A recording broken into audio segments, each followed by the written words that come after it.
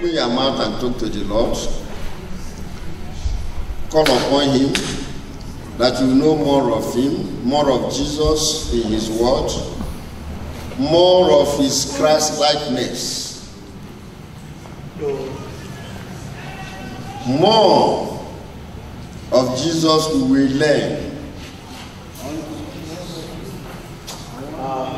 That we'll be holding sweet communion with our Lord. And in every line of the word of God, you'll be hearing his voice speaking to you. His riches will be your portion. That the kingdom of our Lord and our Christ will keep increasing in your life, in your ministry, in what you are doing. Pray that you will never be tired about hearing about Jesus. In Jesus' name we pray. Amen. Father, we thank you for bringing us to the conclusion of this meeting we started yesterday. Thank you for how you've been speaking to your mind to every one of us. I pray that none of us will joke with it. None of us will play with it. May your word ever remain alive in our lives. May it be profitable to us. May it bring joy to heaven, and may it bring increase into your kingdom in Jesus' name. Amen. Thank you because we know you've answered. Speak to us again and again. In Jesus' name we pray. Amen. Can we be seated? We come to our conclusion charge that says, arise, go and shine. Arise, go and shine. You have got challenges in this program. From the messages, from the studies, from the academic seminar. And you have seen the place God has put in the recreation and the reclamation of all things on earth, and because of the degradation and the spiritual poverty that is everywhere on earth, that the hope of our nation, the hope of the coming generation lies on squarely on who? On teachers. Therefore, the Lord is saying, knowing this, will you still go and sit down and cross your leg and drinking your tea and say whether they like it the way they want it? No. You have to do something now. You have to arise. You have to go and make a difference. You have to go and shine. You have to go as light in darkness to make sure that where there have been darkness in our various schools, light will spring up. Judges chapter 5. Judges is after Joshua. Chapter 5. I read verse 23. Curse ye mirrors, says the angel of the Lord. Curse ye bitterly the inhabitants thereof. Why is this judgment coming on these mirrors? Why is this so sharp on them? The reason is not far-fetched. He said, because they came not to the help of the Lord. This is the period God is saying, I need teachers to come and help. This is the time he said in the primary school, I need a godly teacher to help restore sanity and righteousness. He's saying in the secondary school, I need a brother, I need a sister that will rise up to put in preserve righteousness as the salt of the earth. And you are sitting tight and sitting idle and crossing your hands and watching things decaying and doing I don't care is not my business. Once they pay me my salary is enough. God said, I am not happy with you because I need help. And you didn't come to the help of the Lord. And therefore he said, there is a cause, there is a judgment, because they came not to the help of the Lord, to the help of the Lord against the mighty influence of evil, against the mighty influence of unrighteousness, against the mighty influence of corruption, against the mighty influence that is going on in the society and in our schools. And you have been put there as a city that is set on a hill that will shine. Do you notice I travel? And this time I travel, I notice that as we are entering a major town, what are the things you see? Big signboards of advertisement, advertising major hotels, major places, telling you what you are going to see inside that city. And each time I see such a thing, the Holy Spirit will say, this is how you are to advertise Christ. This is how to raise Christ up, that anybody coming will not see anything but see who? We see Jesus Christ. The point is, in your school, if just by September now, the new intakes will be coming, am I right? When just one is coming in, what banner are you raising for them to see? Is it Cain? To force them, to subdue them to submission? No, raise up Christ. What are you showing them as SS1 is coming in? What's the thing you are going to raise for them to see? Wherever God has placed you. And because they did not come to the help of the Lord, God was not happy. Listen, God is not bringing curse on them because they committed adultery. Hello? Did you say because they committed adultery? Say, thank God I'm a married woman. No more fornication. No more boyfriend, girlfriend. It's only my husband, so I am free. You think it's because of adultery that God is bringing that curse? Thank God I don't steal money. I don't take bribe. Because maybe you didn't have opportunity where to take bribe. But it's not because they didn't take that they took bribe that God is bringing a curse. Because they did not come where? To the help of the Lord. If there is a place God needs help, is in our secondary schools across the entire nation, across the country. And you are there, and we are there, that God is saying, I need a helper here. It's a vineyard. Bible says, go ye into where? All the world. There's the word of lawyers. That one, lawyers, you reach them. There's the word of medical doctors. Their fellow medical doctors that are Christians, you reach them. Am I right? But they are the word of students. Who will reach them? Teachers. That's their own word. That's their own Jerusalem. And you cannot go and cross your leg and say, I just teach my lesson. I go home. And God said, I still am not happy with you. Because I needed help in this school. And you are there, you didn't come to my help, and that they are dying and going to hell and becoming whatever they are. I want to trust God that even after these few days we have interacted, your school will change. The FCS in your school, you will be part and parcel of it. Because if you go back and sit down, God will not be happy with you. You go back and become a part and parcel of the FCS in following up, in doing things to make sure that, you know, the body in our heart, we go for school outreach, many people come and give their life to Christ, no teacher to disciple them, no teacher to follow them up, no teacher to grant them and teach them so that they will continue in their decision. the devil, in the absence of the committed teacher, the devil will take their position. So you come back the next time, they still come out for altar call. And I told my brother, when will we stop moving in a circle like this? Doing the same thing.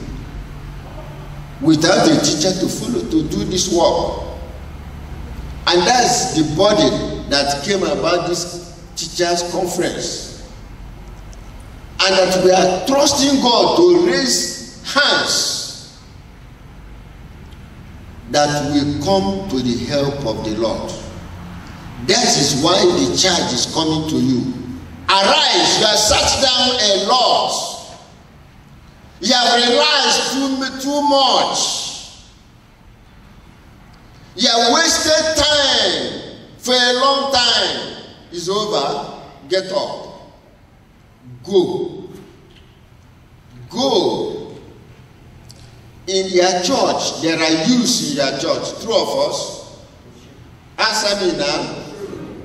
Go to the youths in your church. They are students. Go there. Teach them Sunday school.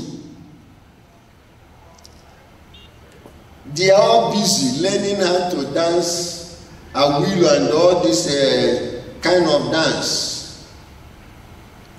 And smoking. All kind of smoking. All kind of things. And yet you are there. You cannot step in. You think the pastor will do it alone? You think it's the FCS patron that will do it alone? No. The time of resting is over. We are to do what now? We are to do what now? You are not talking. I say we are to do what now? Arise. Get up. Rise up. Get up. And do something. Contribute a meaningful quota, a positive quota. You can start a Bible club for students. You can start a Bible club for them. There's so much you can put in. Arise, go and shine.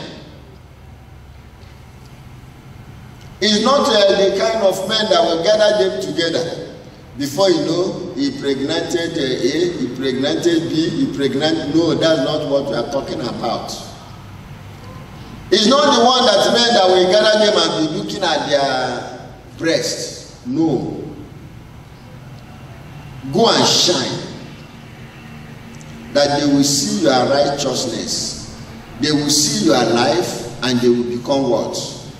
They will be challenged. They will see Christ in you. That's the command. And we are to do what? To comply. Paul said, I was not disobedient unto the heavenly vision. You are to comply. You are to obey. Because the harvest is plenteous, but the laborers are what? We have been praying for laborers. You are the answer of our prayer. Tell your neighbor there, in Kanke here, you are the answer of our prayer. Can I hear you say that? You are the answer of our prayer. Go and comply with the instruction. At the time of Isaiah, God said, I'm looking for a man. Isaiah said, send me. Today, you are the one to be sent. If you go to the grave of Isaiah, you can only see his bones. And bones cannot go. Am I right? So, you are the one that will go.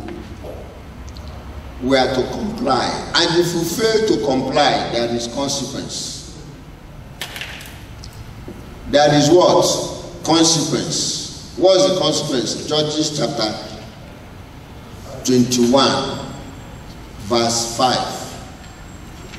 Judges chapter 21, verse 5. Are we there? And the children of Israel said, who is there among all the tribes of Israel that came not up with the congregation unto the Lord? For they had made a great oath concerning him that came not up to the Lord to Mizpeh, saying, he shall surely be put to death. Those that were supposed to come with everybody, some were indifferent, some were busy with their farms and other things. They said, let's check all those ones that did not come. We are going to punish them. There's consequence if you disobey. There's a consequence. Amos chapter 6.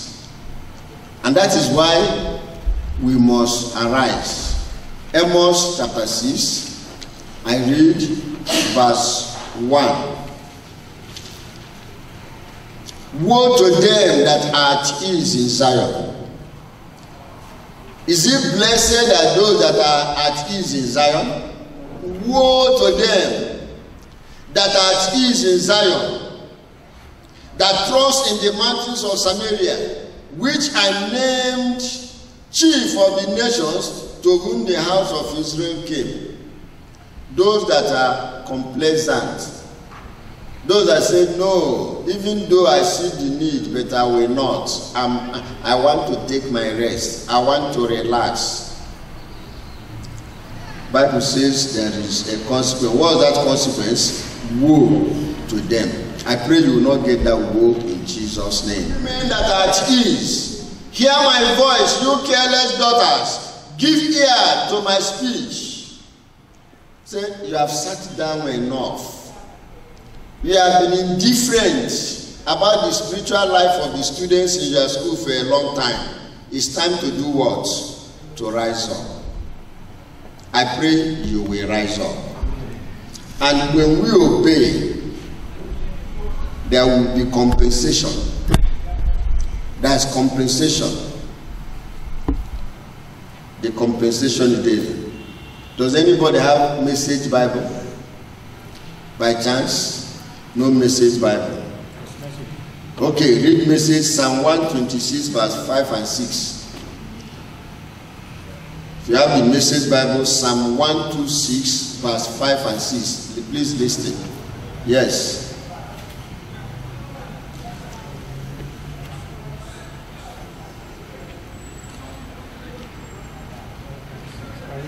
Yes. It's long together. And now, God, do it again. Bring rains to our drought-stricken lives. So those who planted their crops in despair will shout hooray at the harvest. So those who went off with heavy hearts will come home laughing with armloads of. Did you say it? That those who planted their crops will do what? We shout hooray. We shout hooray because a great harvest is what? Coming. Yes, that was the next thing there. Those who went off with heavy hearts. Those who went with heavy hearts, who saw the corruption and the spiritual decay, and they went into the vineyard to work and labor and teach and to visit and counsel and instruct. When you do that, something will happen. What is that? Come home laughing. They will come home what? Laughing. I pray you will laugh. I pray laughter will not cease from your mouth. Amen. Why the laughter? Yes. And with armloads. With armloads of what? Blessings. Blessings. I pray you will get your own blessings.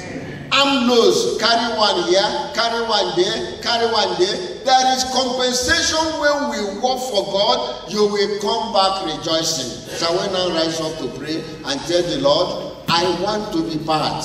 I will arise and go and shine. I will sit down no more. Is there time to pray now? Is there time to call upon the Lord?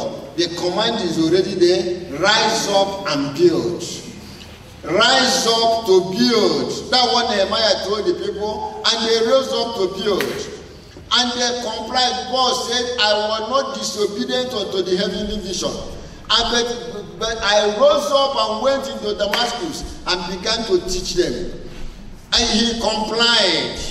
And he said, no, because I don't want the consequences, I will rush. I will go for it.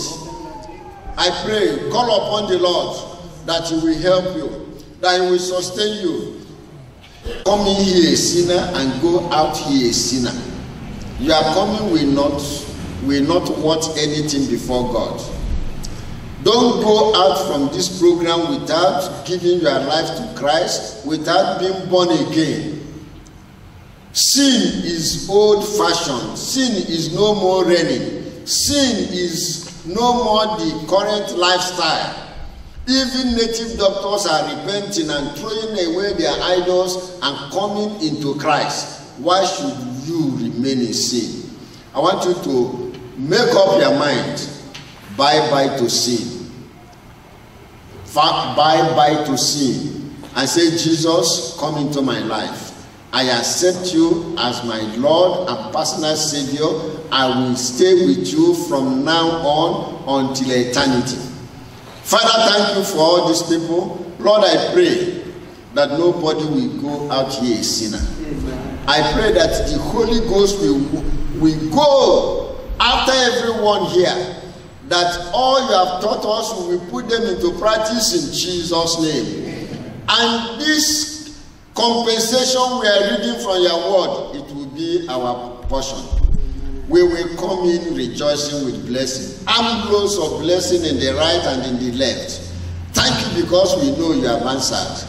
Anyone with any challenge, sickness, pain, whatever kind of challenge, we pray. All those challenges are commanded to come out in Jesus' name. Lord, all those having bad dreams, you source of evil dream, I break their connection. I set them free now in Jesus' name. Lord, answer the cry and the prayers of everyone here. Fulfill their desires and let your name be glorified. Thank you because we know you have answered. In Jesus' name we pray. Amen.